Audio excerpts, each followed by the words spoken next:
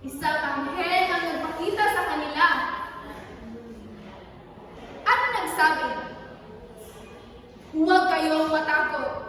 Nandito ako upang dalhin sa inyo ang isang magandang mensahe o mabuting mensahe para sa lahat ng tao."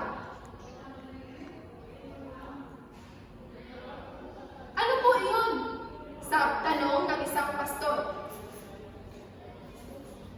Ngayon sa Bethlehem, may isang sanggol ang isinilang. Siya ang magliligtas sa mundo. Nagulat ang mga pastor. At hindi lang iyon, mas madaming anghel ang nagpakita at nagpupuri sa Diyos.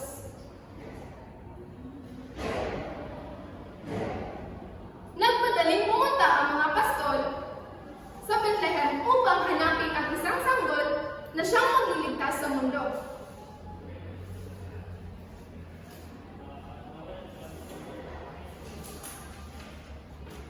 At natagpuan nila ito sa isang sabsaban. Labis na namangha at natuwa ang mga pastor nang makita nila ang sanggol na siyang tagapagligtas sa mundo. At gusto nila ito malaman sa lahat ang kapanabik-panabik na balitang ito. At ngayon, isang espesyal na gabi at isang espesyal na sanggol ang isinilang. At yon lamang nagtatapos ang ating kwento tungkol sa mga ang pastor. So ano nga ba ang natutunan niyo sa kwento? Clarice, ano ang natutunan niyo sa kwento ang mga pastor? Ang natutunan ko kahit isa pa lang simpleng tao na simpleng buhay ay isa ka sa pamimigay. Tama! Palakpakan natin si Clarice. Tama! Ang natutunan natin sa kwento ang mga pastor ay ang mabuting balita ni Jesus ay para sa lahat, kahit sa simpleng tao, gaya na mga pastor. Ngayon sa araw na ito, meron akong hinihandang mga masayang gawain. At ang unang gagawin natin ay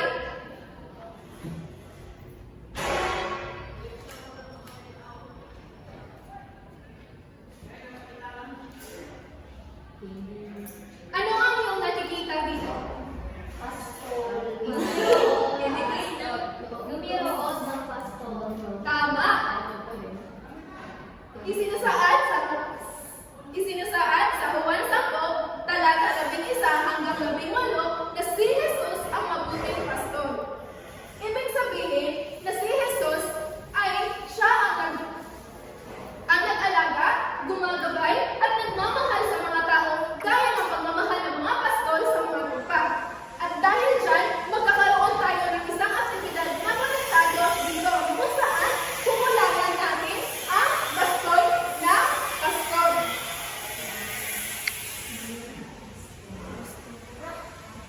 Marunong ba kayo magbilang? Sige na, 1 hanggang 10. Isa, dalawa, tatlo, apat, lima, anim, pito, walo, siyam, sampo. Okay, tama.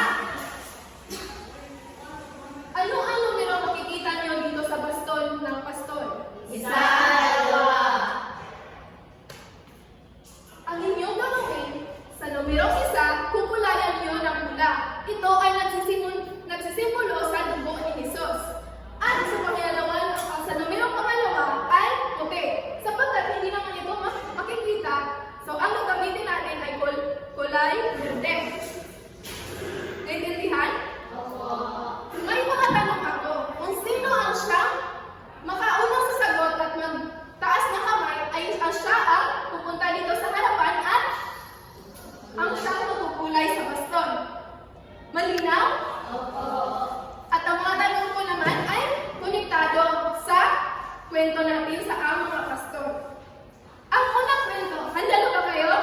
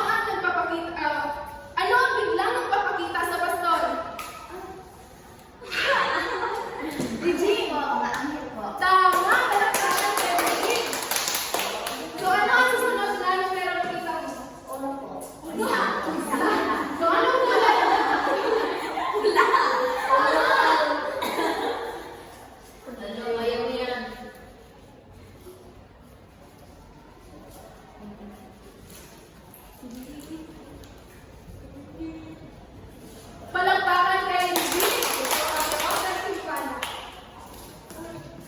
Pang-apat na tanong. Ano ang binabantayan ng mga pastor? Nakita ko si Nakagawa. Tama! Ano ka sa harapan? Ano ang sunod na kulay? Okay.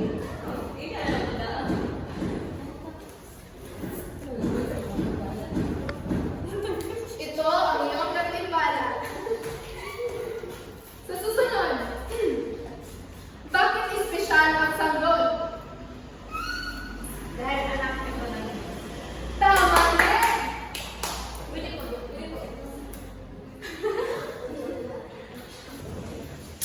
Sige, ano pa ang dahilan kung bakit siya tinatawag na espesyal? Sige! siya po ay tagapagligtas. Wow! Nagpapagligtas! Tama!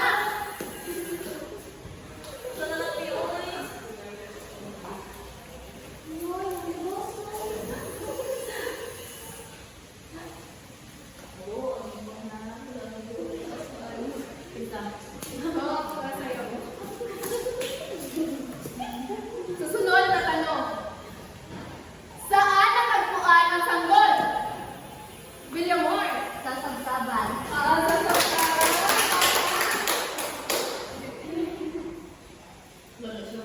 Number 2.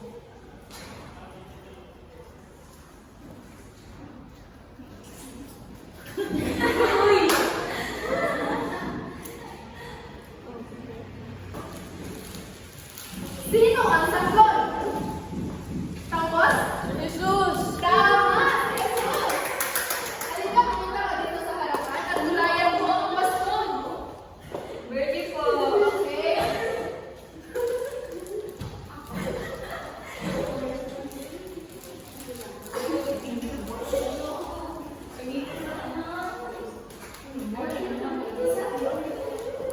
Ito ang para sa'yo. Ang panghuling tanong. Ano ang pamagat sa kwento? Yan! Beverly. Tama.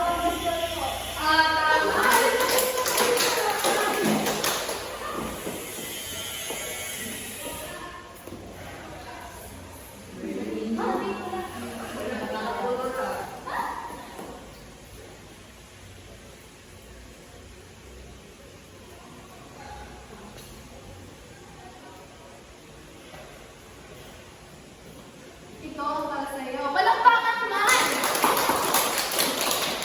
Napakahusay ninyong lahat. Sa mga hindi nakasagot, huwag kayong malungkot dahil mayroon pa tayong susunod na aktibidad na naway kayo ay masiyahan at mayroon din kayo matutunan.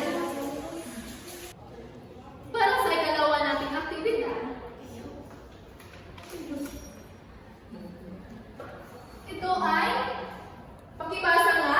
Tulungan ang mga pastor na maharap ang kanilang mga rupa. So makikita nito, mayroong tatlong pastol na may kulay. Sa unang pastol ay asul, sa ikalawang pastol ay verde, ang pula. Ang gagawin ninyo ay bubunot kayo dito sa maliit na kahon na kung saan andito ang mga tupa na nakatago. At ang inyong gagawin ay bubunot kayo. Makikita sa mga pastol na may mga kulay ito sa balahibo. At ang gagawin mo lang ay ililinis nyo dito. Maliwanag? Oo. Pero, may ako, ibang strategiya na gagamitin para sa pagselekta kung sino ang siyang magdidikit at makakuha ng gantimpala. Ako ay gagamit ng spin the wheel sa Ingles na apps, na kung saan dito nakikita ang iyong mga pangalan. Ito ay roleta sa Tagalog. So, handa na ba kayo? Oo! Ang unang sasagot ay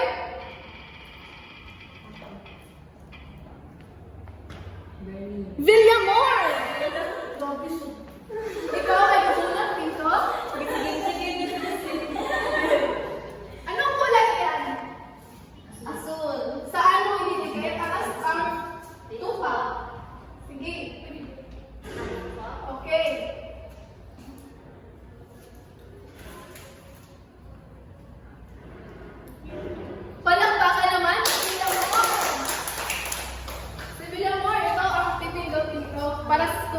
susunod?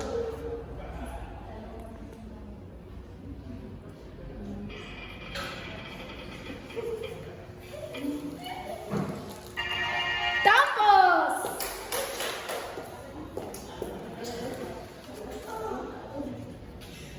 Anong kulay yan? Verde po. Okay, saan mo nilidikit? Saan banda? Ang pangalawa. Tama! Palakpakan naman kay Tapos! Dahil dyan, may softy ka.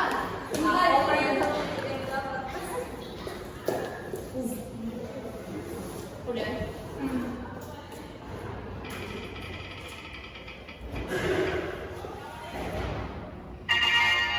Aray pala, Giselle!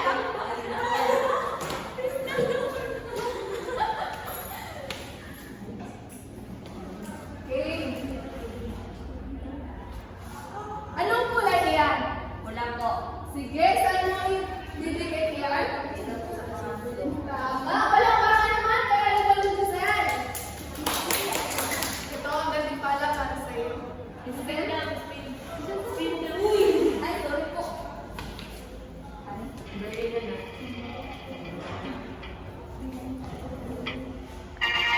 Kabulong! Punta ka dito sa harapan at tutulog ka. Anong kulay yan? Sige, saan mo siya ididikit? Tama, palakpakan naman para kay Kabulong. Okay, ikaw ang napindot. Ikaw ang magsasabi kung sino ang... Okay, ano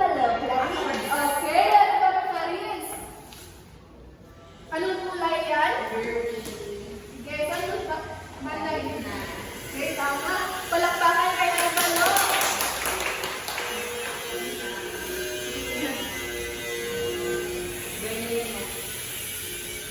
Teka lang ko ba, verde? Likay-likay ng piling.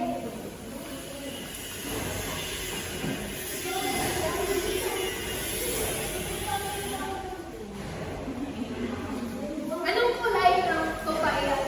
Pula. Eh, ano kung saan banda ang pula? Tama. Ako para sa'yo.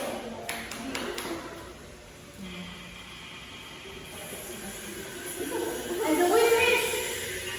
Dito na! Bumunot ka dito. Anong kulay ng... Asul. Tama! Saan mo nilagay ang asul na tupa? Saan pastol? Tama! Palakpakan kay Bertodano! Ako na yan. Ikaw na si Prias. Si Prias. Priya! Sumita ka dito sa harapan.